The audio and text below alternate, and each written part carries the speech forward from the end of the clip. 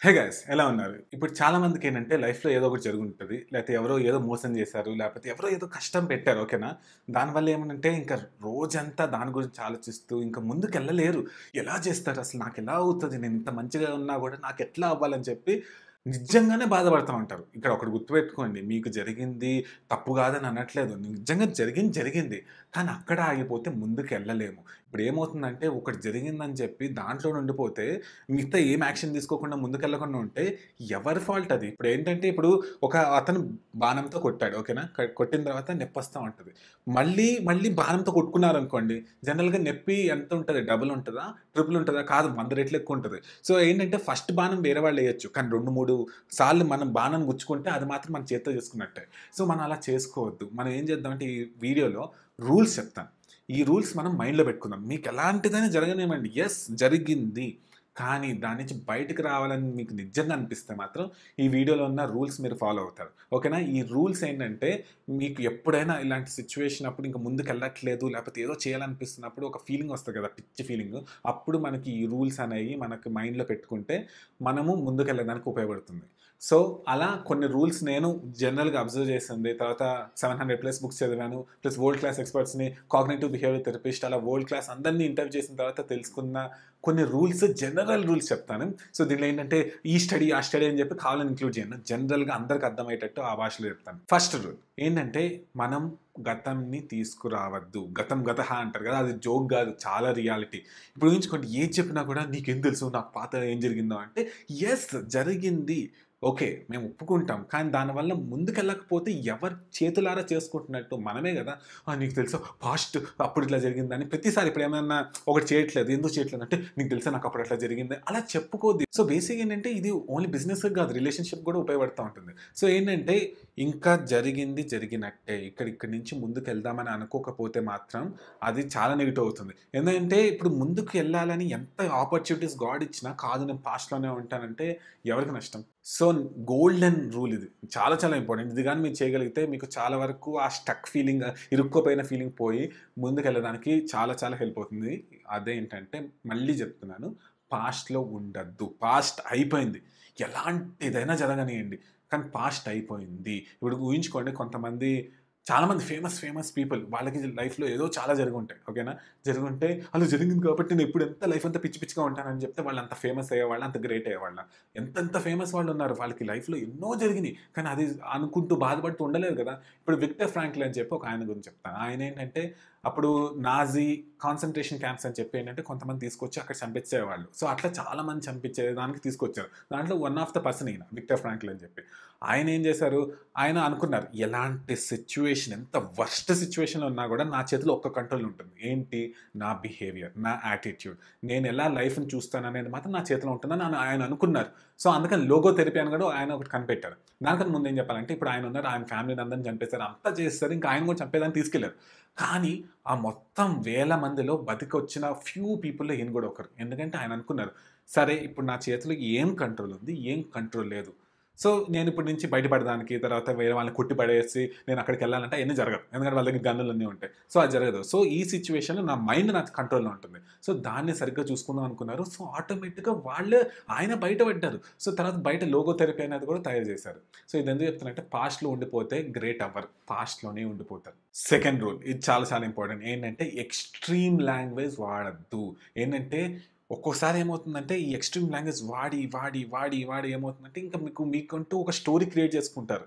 ఎలా అంటే ఇప్పుడు మనం తెలియకుండా మన గురించి ఒక స్టోరీ చెప్పుకుంటా ఉంటాం. చెప్పి ఏంటంటే ఇప్పుడు ఏమైనా చేయాలన్నా కూడా ఆ స్టోరీ గుర్తొచ్చి నాకు ఇలా జరిగింది కాబట్టి నేను చేయను అనే ఫీలింగ్ వెళ్ళిపోతది. మనం అలా చేయొద్దు. ఎక్స్‌ట్రీమ్ లాంగ్వేజ్ ఏంటంటే ఇప్పుడు మామూలుగా ఏమన్నా మీకు పాస్ట్ జరిగింది ఓకే. ఎవరైనా సజెషన్ ఇవ్వడానికి ఏమైనా చెప్తుంటే అంటే ఇంకెప్పుడు నేను ఇట్లా పడుండాలా? లేకపోతే నేనెప్పుడు ఇట్లా కాళ్ళ కింద పడుండాలా? అట్లా సంథింగ్ ఇంజస్టిస్ ఫీలింగ్‌తో ఏదో ఎక్స్‌ట్రీమ్ మాట్లాడటం వల్ల ఏంటంటే ఒకటి ఇంటర్నల్‌గా సాటిస్ఫాక్షన్ వస్తది. అప్పుడు ఏదో అనేసాను సరిపోయిందని చెప్పి. కానీ రియాలిటీలో దానివల్ల ఏం జరగదు. ఎక్స్‌ట్రీమ్ వాడటం వల్ల ఏంటంటే ఇంకా ఎక్స్‌ట్రీమ్ అవుతా ఉంటది. ఇప్పుడు ఎగ్జాంపుల్ ఏంటంటే ఇప్పుడు మామూలుగా ఇంట్లో ఏదో కష్టం ఉంటది. ఎగ్జామ్ సరిగ్గా రాయలేరు ఒక పర్సన్. సరిగ్గా రాయకుండా ఫెయిల్ అయ్యాడు. ఇప్పుడు మామూలుగా నెక్స్ట్ డే సరిగ్గా చదువు చూసుకుందాం సంథింగ్ అంటే కాదు నా లైఫ్ అంతా ఇంతే ఇంక ఎప్పుడు ఇలానే అని చెప్పి ఎక్స్‌ట్రీమ్ చూసారా? ఎక్స్‌ట్రీమ్ లాంగ్వేజ్ మాట్లాడొద్దు. అట్లానే ఇప్పుడు చాలా మంది కాంపిటీటివ్ ఎగ్జామ్స్ ప్రిపేర్ అవుతా ఉంటారు. ఒకసారి ఫెయిల్ అయ్యారు. 2 సార్లు ఫెయిల్ అయ్యారు. ఇంకా ఎవరైనా ట్రై చెయ్యి ఇంకా చేయొచ్చు అని చెప్తే నేను ఇంకా నా లైఫ్ అంతా ఇంతే, నేను ఒక ఫెయిల్యూర్‌ని అలా ఎక్స్‌ట్రీమ్ మాట్లాడతారు కదా! అది మాత్రం ఎట్టి పరిస్థితుల్లో చెయ్యొద్దు. ఇప్పుడు మామూలుగా ఏంటంటే రిలేషన్‌షిప్స్‌లో కూడా ఏదైనా కూడా ఏంటంటే నాకు ఎప్పుడు ఇలా జరుగుతది అట్లా అవ్వద్దు. సో ఇప్పుడు నెక్స్ట్ రూల్ చెప్తాను. కానీ దానికన్నా ముందు ఏంటి ఫస్ట్ రూల్ ఏం మాట్లాడుకున్నాం? పాస్ట్‌లో ఉండొద్దని చెప్పాం కదా! ఎంత అది చెప్పానో ఇంకొకటి కూడా ఇంపార్టెంట్. ఫ్యూచర్‌లో ఉండొద్దు. ఇక చాలామంది ఏమవుతుందంటే ఉంటే పాస్ట్‌లో ఉంటున్నారు. ఫ్యూచర్‌లో ఉంటున్నారు. ఫ్యూచర్‌లో ఉండటం అంటే ఏంటో ఎక్స్‌ప్లెయిన్ చేస్తా. ఇప్పుడు చాలామంది ఏంటంటే ఒకటే చెప్పాను కదా! అప్పుడు ఇలా జరిగింది, ఇలా అబ్బా! ఇలా అని ఆలోచిస్తా ఉంటారు. లేకపోతే ఒకవేళ ఇలా జరుగుతదా? అబ్బో! ఇప్పుడు ఇలా చేస్తే ఏమవుతది? అని చెప్పి ఎక్స్‌ట్రీమ్‌గా ఇప్పుడు నాకు ఇలా జరిగింది కాబట్టి ఫ్యూచర్‌లో ఇలా జరుగుతది. అలా ఎక్స్‌ట్రీమ్‌గా ఫ్యూచర్‌లో ఆలోచిస్తా ఉంటారు. దానివల్ల చూసారా ఏమవుతుందో? పాస్ట్‌లో ఏం యాక్షన్ తీసుకోలేము. ఎందుకంటే పాస్ట్ జరిగిపోయింది. ఫ్యూచర్ ఇంకా జరగలేదు. దాన్ని కూడా ఏం చేయలేం. మన చేతిలో ఉన్నది ఏంటి చెప్పండి? ఇక్కడున్న ప్రెజెంట్. ఇది మీద ఫోకస్ చేస్తే నిజంగా మనం ముందుకెళ్తాం. ఇప్పుడు అనొచ్చు ఇది చెప్పడానికి ఈజీయే, కష్టంగా ఉంటుంది. అంటే అవును కష్టం. ఈజీ అయితే అందరూ చేస్తారు కదా! కానీ ఈ వీడియో మీరు చూస్తున్నారంటే గాడ్ ఈ వీడియో మీకు పంపించినట్టు సడెన్‌గా. లేకపోతే మీరెందుకు చూస్తారు? అంతమంది తెలుగు వాళ్ళున్నారు. వాళ్ళు మీరే ఎందుకు చూడాలి? ఈరోజు ఎక్కడికైనా ఎళ్లి ఉండొచ్చు కదా! కానీ ఇప్పుడే ఎందుకు చూస్తున్నారు? సో, మీనింగ్ ఏంటంటే ఇదొక సైన్. చాలామంది ఏమనుకుంటారంటే అసల గాడ్ ఏమన్నా చేస్తే బావుండు, నేనేమన్నా చేస్తానంటే కాదు. గాడ్ ఏమని అనుకుంటున్నాడేమో మీరేమైనా చేస్తే నేను నా పవర్స్ చూపిస్తానని చెప్పి. సో, అట్లా ఆగిపోయి ఉంటే ఎలా? ఇప్పుడు ఊహించుకోండి గాడ్ మిమ్మల్ని లోకంలో ఉంచింది ఏదో ఒక పర్పస్ కోసం, ఏదో ఒకటి చేయడానికి. మీరు అది చేయకుండా ఇష్టం వచ్చినట్టు పాస్ట్‌లో ఉన్నారనుకోండి, గాడ్‌కి ఏం ఇంట్రెస్ట్ ఉంటది? నేను పంపించిందే చేయట్లేదు. ఇంకేం చేస్తారని చెప్పి. సో, అలా ఆగిపోద్దు. మనకంటూ ఎంత కష్టంగా ఉన్నా కొంచెం ఒక్క స్టెప్ ముందు తీసుకున్నా కూడా ఏమవుతుందంటే నిజంగా మిరాకిల్స్ జరుగుతాయి. సో, ఇప్పుడేంటంటే ఇప్పుడు మీకు బిజినెస్ అనుకోండి. బిజినెస్‌లో ఎవరో ఒకరు మోసం చేశారు. ఓకేనా? మోసం చేసిన తర్వాత ఇప్పుడు ఇంకా ఫ్యూచర్‌లో బిజినెస్ పెట్టాలంటే ఒకవేళ ఇతను ఇలా చేస్తాడా? నెక్స్ట్ ఒకవేళ ఇలా అంటే ఎలా చేయాలి నేను? అబ్బా! ఇలా అందరూ మోసం అలా అనవసరంగా జరగని ఎందుకు ఆలోచిస్తున్నారు? జరిగినప్పుడు ఒకటి ఆలోచించొచ్చు. ప్లస్ ఆల్రెడీ మీకు ఎక్స్‌పీరియన్స్ జరిగింది కాబట్టి ఒక ట్రెషర్ ఇది. ఒక గోల్డెన్ పాయింట్. దాన్ని వాడుకొని ఫ్యూచర్‌లో ఎలా చేయాలి ఇంకా బెనిఫిట్ చేయొచ్చని అనుకోవచ్చు కదా! నెక్స్ట్ రూల్ కూడా చాలా ఇంపార్టెంట్. ఏంటంటే మనము ఎక్కువ చెప్పి ఇలా ఆలోచించి ఏంటంటే వేరే వాళ్ళు చెప్పే మాటలు ఒక్కొక్కసారి బ్రెయిన్ వరకు ఎల్లవు. ఒక రాయి, ఒక వాల్ లాగా క్రియేట్ అయిపోతుంది. ఎగ్జాంపుల్ చెప్తాను. ఏంటంటే ఇప్పుడు ఈ రూల్ ఇప్పుడు ఎవరైనా ఏమైనా చెప్తున్నారనుకోండి. మీకేం తెలుసు నాకేం జరిగిందో అని చెప్పి వాళ్ళు చెప్పేదంతా పక్కన పడేసి పాత గురించి మళ్ళీ మాట్లాడతారు ఫస్ట్ రూల్ లాగా. సో, అలా చెయ్యొద్దు. ఇప్పుడు ఊహించుకోండి. ఇప్పుడు గాడ్ అంటే డైరెక్ట్‌గా వచ్చి ఓం అనేది ఏం చేయరు. వేరే వాళ్ళ రూపంలో లేకపోతే ఏదో ఒక సిట్యుయేషన్ రూపంలో హెల్ప్ చేయాలనుకుంటారు. సో, అలాంటి సిట్యుయేషన్‌ని మీరు గుడ్డిగా వినకుండా ఉంటే ఎవరికి నష్టం చెప్పండి? ఇక్కడ విక్టిమ్‌హుడ్ అనే ఒక కాన్సెప్ట్ ఉంటది. ఏంటంటే ఇప్పుడు చూడండి హీరోగా ఉండొచ్చు, లేకపోతే విక్టిమ్‌గా ఉండొచ్చు. విక్టిమ్ అంటే ఏంటంటే అన్నీ మీకే జరుగుతున్నాయి. అసలు మొత్తం ప్రాబ్లమ్ అంతా మీకే ఉందన్నట్టు మైండ్ సెట్‌కెళ్ళిపోవచ్చు. నిజంగా జరుగుండొచ్చు. కానీ దానివల్ల ఆ మైండ్ సెట్‌కెళ్ళిపోతే ఏంటంటే ప్రతిది అలా కనపడుతది. ఇప్పుడు ఎవరైనా హెల్ప్ చేద్దామని వచ్చినా కూడా మీకేం తెలుసు నాకు ఇట్లా ఉంటది. సంథింగ్ అట్లా అని అయిపోతది. దాని పేరే లెర్న్డ్ హెల్ప్‌లెస్‌నెస్. ఎగ్జాంపుల్ చెప్తాను. ఇప్పుడు మామూలుగా ఒక ఎక్స్‌పెరిమెంట్ చేశారు. దాంట్లో డాగ్స్ తీసుకున్నారు కుక్కల్ని. ఒక కేజ్‌లో ఏం చేశారంటే ఒక కుక్కని పెట్టారు. ఇంకో కేజ్‌లో కూడా ఇంకో కుక్కని పెట్టారు. రెండిటికి షాక్ ఇచ్చారు. ఏమవుతుందంటే కానీ ఆ షాక్ నుంచి బయటికెళ్ళాలంటే అక్కడ ఒక బటన్ ఉంది. ఏం చేశాయంటే కొన్ని ఫుల్ అని చెప్పేసి ఇట్లా కొడితే అప్పుడు ఆ బటన్ నొక్కిన తర్వాత ఆ కేజ్ ఓపెన్ అయ్యి ఒకటి పారిపోయింది. కానీ రెండో కేజ్‌కి ఏం చేశారు వాళ్ళు? ఆ కేజ్‌లో ఆ బటన్ పెట్టారు కానీ అది పనిచేయదు. సో, ఇది కొట్టి ఏం చేస్తదంటే ఇంకా పోవట్లేదని చెప్పి ఇంకా ఏమవ్వట్లేదని చెప్పి అలా భరిస్తా ఉంది షాక్. ఓకేనా? తర్వాత కొన్ని రోజుల తర్వాత మళ్ళీ సేమ్ ఎక్స్‌పెరిమెంట్ చేశారు. ఈసారి ఏంటి షాక్ ఇచ్చినప్పుడు ఇది ఆల్రెడీ నేర్చుకుంది. ఏంటి బటన్ నొక్కితే బయటికెళ్ళిపోవచ్చు అని చెప్పి. సో, అందుకని ఏమవుతుందంటే వెంటనే నొక్కింది ఎళ్ళిపోయింది. కానీ ఇదేమైంది? ఇదేం నేర్చుకుంది? ఎంత నొక్కినా ఇంక ఉపయోగపడుతుందని చెప్పి షాక్స్ తింటానే ఉంది గానీ ప్రయత్నించలేదు. సో, ఇలా ఏమవుతుందంటే మనము కంటిన్యూ‌గా స్టోరీస్ చెప్పుకొని మనం ఫీల్ అవుతూ మనకిలా జరిగిందని ఎప్పుడు పాతకాలంలో ఉండటం వల్ల ఏమవుతుందంటే మనము సొల్యూషన్స్ కళ్ళ ముందు కనపడినా గూడా మనం యాక్షన్ తీసుకోము. సో, ఆ ట్రాప్‌లో మనం పడొద్దు. ఏమన్నా ఉంటే విందాం, ఓపెన్‌గా ఉందాం. ఇంత కష్టపడిన వాళ్ళని, ఇంత అనుభవించిన వాళ్ళని ఇంకా అసలు ఎందుకు అంత స్ట్రాంగ్ అయిపోవాలి ఆటోమేటిక్‌గా. ఇప్పుడు యాంటీ ఫ్రాజైల్ అని కాన్సెప్ట్ ఉంటది. ఇప్పుడు మామూలుగా ఏంటంటే ఏమన్నా తగిలిందనుకోండి, మీరు ఇరిగిపోయారనుకోండి, అంటే బ్రేక్ అయిపోయారు ఈజీగా. దాన్నే ఫ్రాజైలిటీ అంటారు. ఓకే. మనం ఆ టైప్ ఉండకూడదు. సరే ఇంకొకటుంటది. సరే రెసిలియంట్‌గా ఉంటానని చెప్పి. అంటే ఏంటంటే కొడుతుంటే భరిస్తాం. కానీ ఈవెన్చువల్‌గా మనం కూడా బ్రేక్ అయిపోతాం. అక్కడ వరకే చాలామంది ఉంటారు రెసిలియన్స్‌గా. కానీ ఇంకొకటుంది. దాని పేరేంటంటే యాంటీ ఫ్రాజైలిటీ అంటే మీరేంటే మీకు ఎంత తగులుతుంటే మీరు అంత స్ట్రాంగ్ అవుతూ ఉంటారు. అట్లా పాస్ట్‌లో మీకు ఎన్ని జరిగినా మీరు అంత స్ట్రాంగ్ అయ్యి ముందుకెళ్ళాలి. ఇప్పుడు ఊహించుకోండి ఫైర్ ఉంది. ఆ ఫైర్‌లో మీరేమన్నా ఆబ్స్టికల్స్ ఏసారు. పిచ్చి పిచ్చిగా ఏదో ఒకటి ఏసేసారు. కానీ ఆ ఫైర్ పోతదా? కాదు. ఇంకా అదంతా అబ్జర్వ్ చేసుకొని ఫుల్ పెద్దగా అయిపోతా ఉంటది. సో, అలానే ఏంటంటే మనం కూడా ఫైర్‌గా ఉండాలి. దాని పేరే అమోర్ ఫాతి. ఇదొక స్టోయిక్ ఫిలాసఫీ. ఇది గ్రీక్, లాటిన్ దాని నుంచి వచ్చింది. అమోర్ ఫాతి ఏంటంటే అంటే మన ఫేట్‌ని మనం లవ్ చేయటం. ఇప్పుడు ఊహించుకోండి మనకన్నా వర్స్ట్ సిట్యుయేషన్‌లో చాలామంది ఉన్నారు. వాళ్ళకన్నా బెటరే కదా కొంచెం. సరే ఇలా జరిగింది. దానివల్ల నేను ఉపయోగించుకొని ఒక రేంజ్‌లో దానివల్ల ఇంకా బెటర్ అవుతాను అని అనుకుంటే ఎవ్వరు మనల్ని ఏమి చేయలేరు. తర్వాత నేను ఇందాక ఒక రూల్ చెప్పాను కదా! అలాంటిదే ఇంకో రూల్ ఇది. ఎక్స్‌ట్రీమ్ లాంగ్వేజ్ వాడొద్దని చెప్పాను కదా! దీంట్లోనే ఇంకొక సెట్ ఏంటంటే ఇప్పుడు ఎప్పుడూ ఇలానే జరుగుతుంది. అందరూ ఇంతే నేను ఎన్ని చేసినా చూసారా? ప్రతిదాన్ని ఏంటంటే 1, 2, 3 సార్లు చేసి ఫెయిల్ అయితే ప్రతి దానికి అది ఫిక్స్ అయిపోతది. ఇప్పుడు ఊహించుకోండి మీరు వెయిట్ లాస్ అవ్వట్లేదు. ఓకేనా? వెయిట్ లాస్ అవ్వకపోతే మీరేం చేస్తారంటే నేను ఎన్ని లోకల్‌లో ఉన్న అన్నీ ట్రై చేశాను. లోకల్‌లో ఉన్న అన్నీ ట్రై చేస్తే మరి వెయిట్ లాస్ అవ్వరా? సో, కామన్ సెన్స్ అక్కడే. తర్వాత ఎవరో మోసం చేస్తే ప్రతి ఒక్కరు నన్ను మోసం చేయడానికి సో, ఏంటంటే ఒక స్టోరీ క్రియేట్ చేసుకుంటున్నా. ఆ స్టోరీ క్రియేట్ చేసుకోవడం వల్ల ఏమవుతుందంటే మీరు నెక్స్ట్ టైమ్ ఎవరైనా జెన్యూన్‌గా చేసినా మీరు గుర్తించలేరు. సో, నాకు ఎప్పుడు ఇలా జరుగుతుందంటే ఎన్ని సార్లు జరిగింది? సో, అలా ఏంటంటే 1, 2 సార్లు జరిగిన దానికి చాలా సార్లు ఏంటంటే ఫిక్స్ చేసేసుకుంటాం. ఒక మంత్రంలాగా పెట్టేసుకొని మనం మనం మనకే ఒక చుట్టుపక్కల ఒక కేజ్ క్రియేట్ చేసుకుంటున్నాం. తర్వాత ఇక్కడ ఒకటి చెప్పాలి. జనరల్‌గా ఏంటంటే ఈ రూల్ మీరు కొంచెం కష్టంగా అనిపిస్తది మీరు వింటే. కానీ అయినా చెప్తున్నా ఏంటంటే ఓకే. మీకు కొన్ని ప్రాబ్లమ్స్ జరిగినియి. లేతే ఎవరో మోసం చేసారు. లేతే ఏదో కష్టం పెట్టారు. ఓకేనా? అది ఫ్యాక్ట్. దాన్ని నేను చేంజ్ చెయ్యట్లేదు. ఓకేనా? కానీ చాలామందేంటంటే స్టక్ ఎలా అయిపోతారంటే ఇలా జరిగింది కాబట్టి నాకు జస్టిస్ జరగాలి. జరగకపోతే నేను ఏం చేయనని చెప్పి ఏంటంటే అలా ఇరుక్కుపోతారు. యెస్. ఒక్కొక్కసారి ఏంటంటే మనం ఫుల్ రెడీ అయినప్పుడు బయటికెళ్తే వాన పడతది. అది లైఫ్ అంటే అంతే ఒక్కొక్కసారి జరుగుతది. కానీ ఎప్పుడు జరగదు అట్లనే.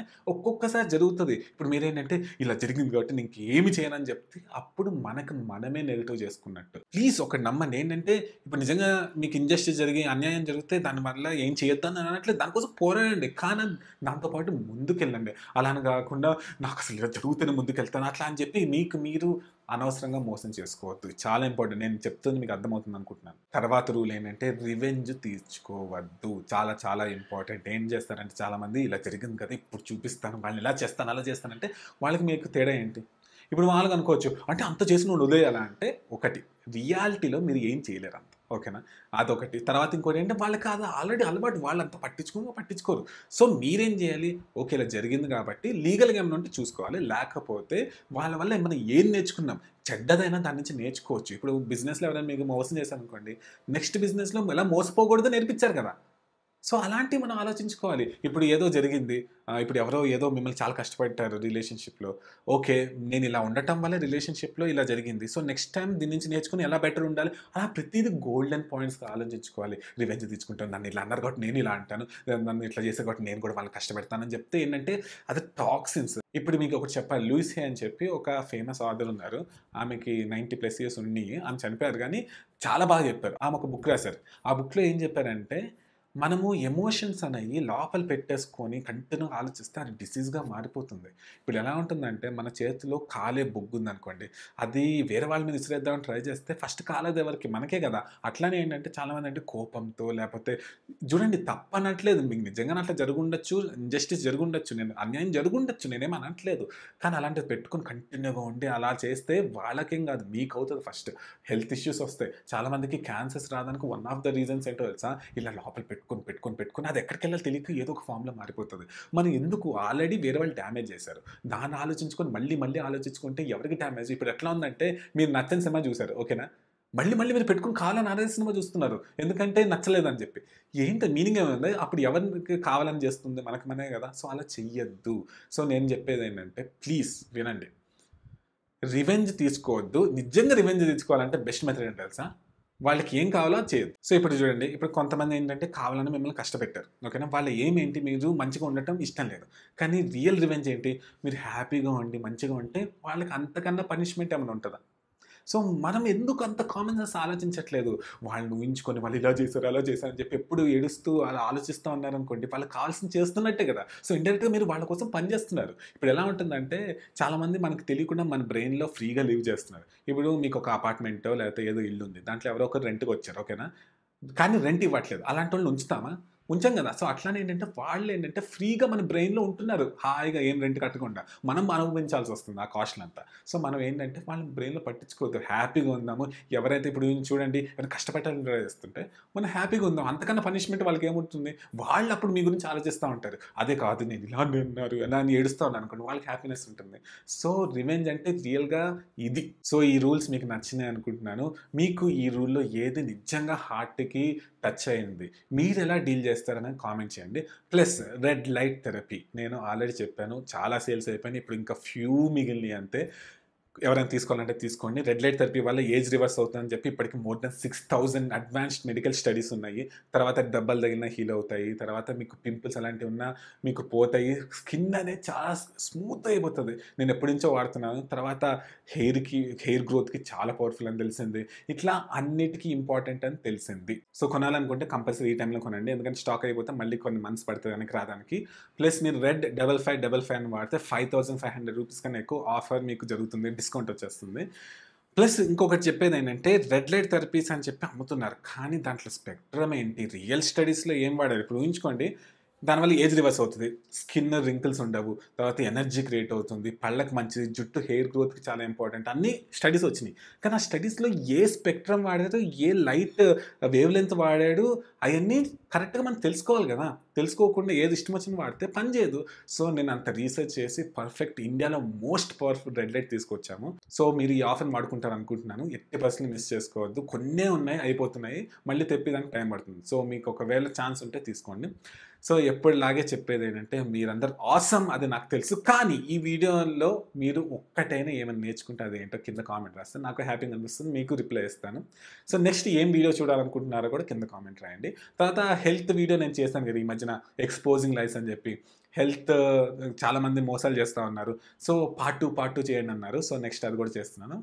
సో ఎన్నిసార్లు చెప్పినా తక్కువే. మీరందరూ ఆసమ్ అది నాకు తెలుసు.